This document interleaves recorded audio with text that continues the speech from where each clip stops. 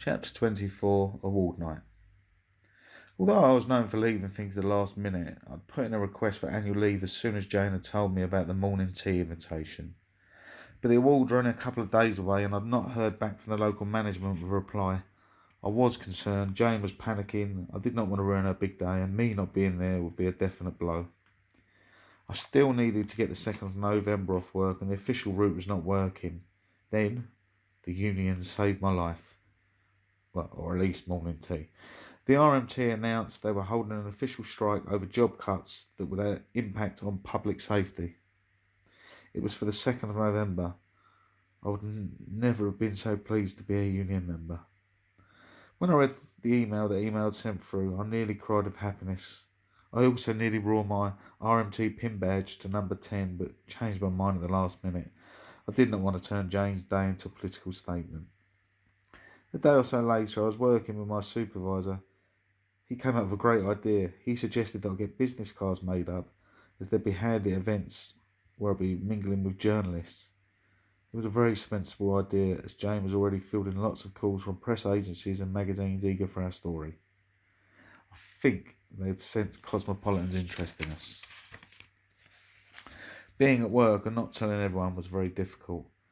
When I was writing on the information whiteboard, I was tempted to scrawl tea at number 10 across them. However, there were 2 people I could tell, and they were the babies. I still sang You Are My Sunshine to them every day and explained how Mummy and Daddy are going to tea at Downing Street. They didn't understand a word I was saying, but they laughed and gurgled at me.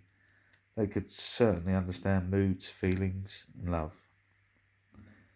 With the awards only a few days away, Jane began worrying. She just realised that she'd have to give a speech, and the thought terrified her. Organising large-scale events such as weddings, moving houses was not a problem. Telling people what they had to do and when was not a problem. Speaking in front of 100 or so people was a problem. Kev, Jane asked, can you do my speech? It was unusual for Jane to ask me to do something instead of her, so it was a big deal for her. Of course, I replied. I could do public speaking, no problem. I had emceed to jungle music in my teens. This would be too different. I already had ideas swirling around my brain about what I could say. After a few minutes, Jane asked what I'd come up with. I just grinned and refused to say anything. If what I was planning worked, this would be a speech to remember, and I didn't want to spoil the surprise for Jane. The awards arrived quicker than I could believe. It really seemed like time had flown by. I'd arranged to meet Jane at Marble Arch Tube Station, so I made my way there from work. I had to dash from Charing Cross to Aldwych to pick up my suit from the cleaners before going into Marble Arch. I had a fresh shirt for both the awards and the morning tea, but needed a tie still. Thank goodness every large train station has either a tie rack or a tie shop in it. I think it must be the law. It was as I was running around London dragging my wheeled case behind me that I realised I was one of the trolley brigade. I'd always been a bit dismissive of them, as often they didn't seem to care where their cases were or who they tripped up. But today, my trolley, my suit, and its protective covering my arm, I looked like a fully fledged member of the brigade. I made it to Marble Arch without losing the case, the suit, or myself. My biggest fear had been leaving something on the tube and really upsetting Jane. As I got to street level, my phone chirped me up. It was a text from Jane. She was already at the hotel and wondering where I was. I walked quickly to the hotel and flashed the doorman a quick smile before scouring the lobby for Jane. Then I heard Cosmopolitan's representative voice in my ear.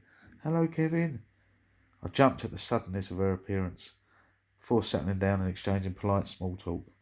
She continued, So are you ready for tonight? I nearly answered no as a joke, but I saw Jane lurk in the background and thought better of spoiling her award. So said I was looking forward to it.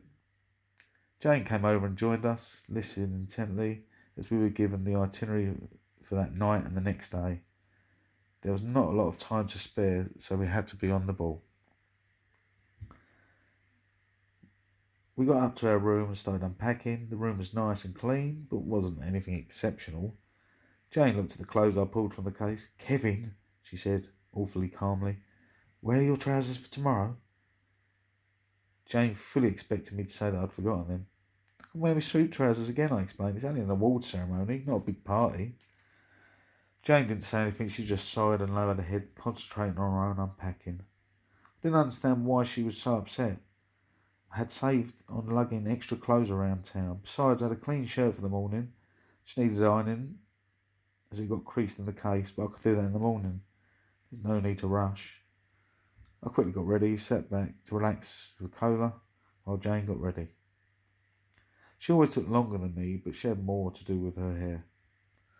We were about to leave when Jane quickly popped back into the bathroom to do a final check on her appearance. I was still drinking from a can. I made the decision to pop back to the minibar and pour some vodka in it. A reason that it would steady my nerves. I'd not been thinking about the other memorable occasions where vodka had played a strong part. I downed my drink, Jane was ready, we went to meet our car. It was an experience. We had been allocated a chauffeur-driven BMW Series 7 and we sharing it with Katie Price from the photo shoot day.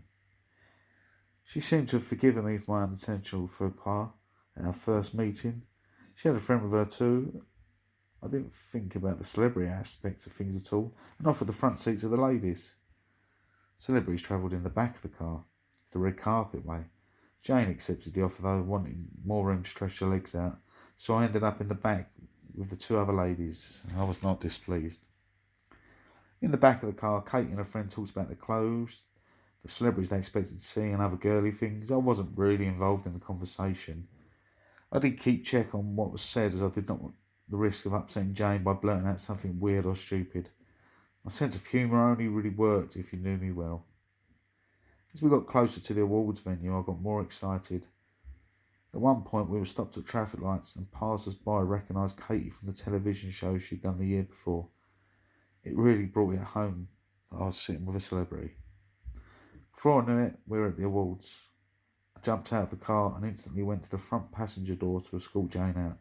I felt like a bodyguard or a close protection officer.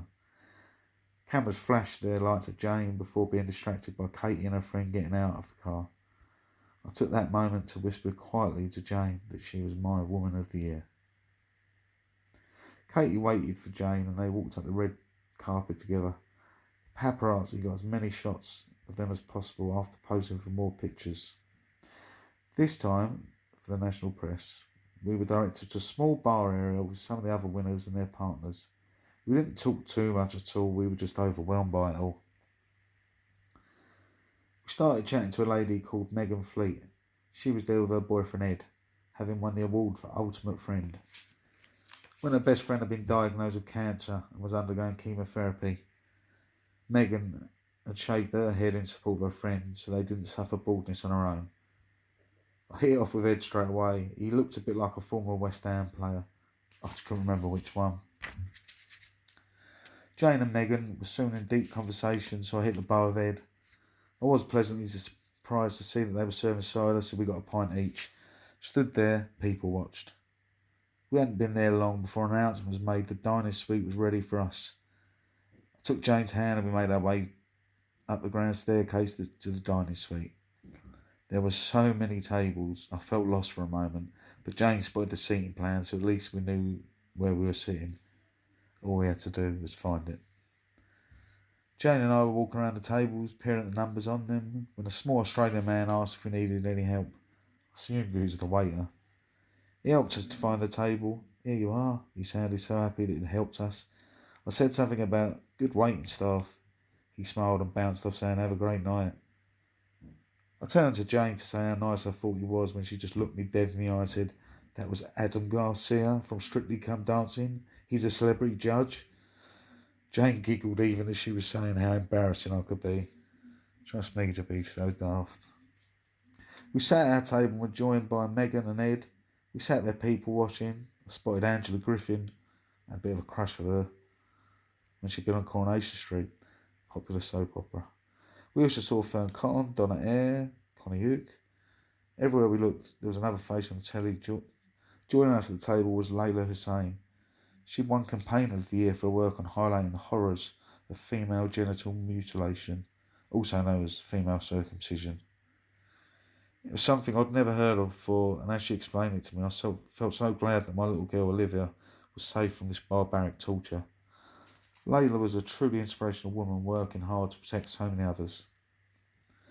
While we were waiting for the menus to come around, I drank a few more drinks. This was not a good idea. Jane hissed at me to slow down the drinking as I still had a speech to give. A speech I'd spent ages writing. A speech that was sitting safely in the hotel room. I patted all my pockets to make sure, hoping it would magically appear, but no. It stayed in the hotel room near the minibar. I forced a smile on my face and didn't say anything to Jane. I did not want to worry her even more. While we sat there, Jane pointed out who the celebrities were. There were pop singers, television presenters, actors. Some were also there to present awards, others to receive them. As the awards were read out, I was astonished at some of the acts of bravery, courage and inspiration I heard. They really made my struggles seem quite minor in comparison, and I felt like I didn't belong there, but for a love story. There was nothing more that could beat our love story. Jane was talking to a man sitting beside her at a table. He was a soldier who'd received numerous injuries while protecting medics on the battlefield. I overheard him speaking and recognised similarities with my own injuries. He had suffered brain damage. It made his personality rather forceful and made people feel uncomfortable. They weren't being mean or nasty, it was just discomfort. It made me feel very lucky to be as normal as I was, despite the occasional memory lapse. He didn't stay sitting with us for long, as he was circulating the room, wanting to talk to as many people as possible. The alcohol had definitely affected me. I started getting a bit weepy as I thought about how lucky I was, and how much I loved Jane and our babies.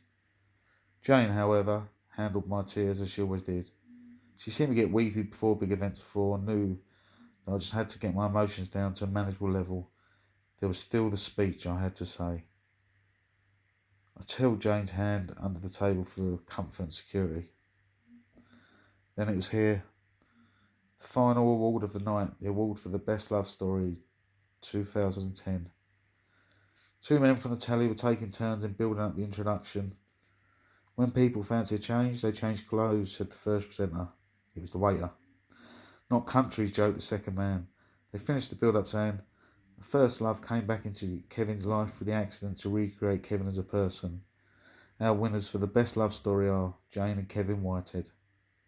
I was out of my seat like a jack-in-the-box, heading to the stage. Jane was a tad more stylish and dignified, her long black dress enhancing her beauty. She took her time getting to the stage. The crowd was clapping and cheering for us. It was an amazing feeling, almost overwhelming. When Jane got to the stage, she got a kiss on the cheek from both men. In true Kevin style, I asked where my kiss was. Jane was mortified. The presenters also looked a bit embarrassed. Maybe the vodka hadn't been the best idea. I was handed the microphone, took a deep breath and reminded myself not to gabble and began my speech. Thank you, Cosmopolitan, for this opportunity to share our amazing story and a chance to meet such heroic people and some celebrities. Then my mind went blank. My prepared speech that I worked so hard on vanished from my mind. I didn't freeze or get stage fright. I just opened my mouth and let the words flow out. I've heard such amazing stories of people who've saved thousands of lives. Well, Jane hasn't saved thousands of lives. She saved one life, mine. That's why I love her. I grabbed Jane by the waist, pulled her close, kissed her passionately. All I heard was a loud ah from the audience before Jane pulled back from me. As I looked into Jane's eyes, I heard the audience began to clap, slowly at first, as if they were coming out of a trance, and then thunderously. The applause did not stop until we were seated back at our table, a fitting and uplifting note for the awards ceremony to finish on. We all moved backstage. The room was being cleared for the after party, and we both needed for more pictures. There was even a passport-style photo booth. We didn't need asking twice. We were in there, Jane looking glamorous and sexy, me pulling faces, sticking my tongue out. As we stood there, people came up to congratulate us on the award. It was weird being the centre of such attention. We noticed one man standing nearby. There was a horde of girls surrounding him, wanting their photo taken with him. It was Ollie Murs. He was a finalist on the television talent show X Factor.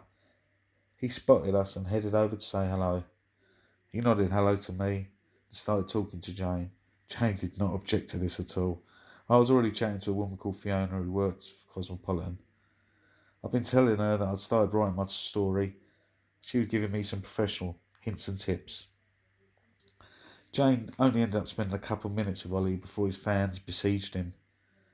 As he left, he reached past the girls, held Jane's shoulder and said, "Goodbye, it was lovely talking to you." I could see the sincerity in his eyes. He really meant it. Jane was star spotting. I had found at the bar they were serving peach schnapps. I got very silly on peach schnapps, but the vodka and cider floating around my system told me the peach schnapps was a great idea. At that moment, the word came that the gift suite was open. Big companies donate gifts to events like this for attending celebrities so they can be seen with their products. Jane and Megan decided to blag their way in, asking me and Ed to join them. We declined, feeling it'd be rude to leave the fully stocked bar. There was still more peach schnapps to be drunk. The room had thinned out a lot as a lot of people gone to the gift suite, but a few people came out to say hello and congratulate me on the award. I saw Cher Lloyd, also from X Factor. Jane's brother Fish was a fan of hers. I managed to get a few words with her and she seemed like a lovely girl. I recognised one of the other people as an actress from a popular telly show. She explained quite drunkenly how lovely my story was, how lucky I was to have found a love like that, before giving me a huge kiss on the lips. I was very glad Jane wasn't there. As I said goodbye to the actress, she would have been rather upset. After a few more drinks, I found a sofa and sat there, people watching and then dozing drunkenly while waiting for Jane to get back. I remember thinking to myself that I wished there was a dance floor there, not realising I was sitting about 3 or 4 metres away from the dance floor. The next thing I know, Jane was shaking my shoulder and asking if I was alright. I muttered something about being bored while waiting for her, but she knew me better than that. She knew I was wasted. We decided it was time to head back to the hotel, so a taxi took us back to the hotel. It took nearly 20 minutes to make it to the door with all the people we passed offering congratulations or asking if I was right. I suppose I looked quite tipsy. Jane had been busy in the gift suite. It took 3 trips to get all her boxes and bags into the taxi. "You got a lot of bags?" remarked the driver. She would have taken the chandeliers if they were any lower, I laughingly replied. This got us all laughing, and we made our way back to the hotel. All the bags and boxes making our room look like Santa's grotto. My final thought as I collapsed face down and fully dressed on the bed was, what a lovely night.